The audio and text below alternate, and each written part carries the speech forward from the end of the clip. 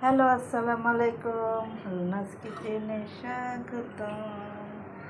রুই মাছ দিয়ে আমি এই জীবনের প্রথম পুঁই শাক রান্না দেখি। আমি কখনো রান্না করি নাই। ইলিশ মাছ সবসময় রান্না করেছি, কিন্তু এই যে পুঁই শাক দিয়ে রুই মাছ আমার কখনোই রান্না হয় নাই।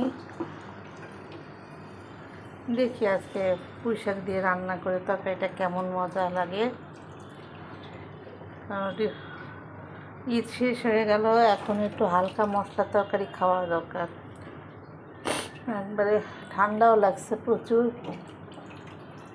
আর এই গরম ঠান্ডা মিলানো সব কিছু, সাথে আলু ভর্তা আর একটা পাতলা সবজি করবো।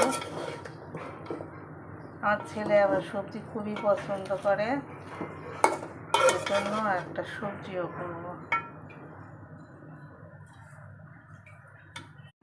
শ্বশুর লাউ শাকের পাতা দিয়ে বাতাসি মাছ খেতে খুবই পছন্দ করে, মানে শাক থাকতে হবে, সেটা লাউ শাকটা ওনার বেশি পছন্দ।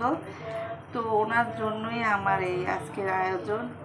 উনি বলছেন যে এই বাতাসি মাছ বা রুই মাছ, এগুলো মাছ সব রান্না করে দিতে ওনাকে লাউ শাকের পাতা দিয়ে। তো আজকে তাই করলাম। হ্যালো, আসসালামু আলাইকুম। রুনাস কিচেনে স্বাগতম। রান্নার আয়োজনে আরও অনেক মাছ নিয়ে আসছে। কাতলা মাছ, রুই মাছ, ছোটো ট্যাংরা মাছ, বড় কুলশা মাছ, কাচকি মাছ। এই ভিডিওতে আমার দেখাতে এগুলো লজ্জা লাগে। আমি কেন জানি এগুলো, এই যে বাজার টাজার যে দেখানো, এগুলো পারি না। ফেসবুকে যত আমি বুঝি না, একটা নির্দিষ্ট টাইমের পর আমার ফেসবুকের ডাউন হয়ে থাকে, আবার ওই একটা নির্দিষ্ট টাইম পর আবার আল্লাহর রহমতে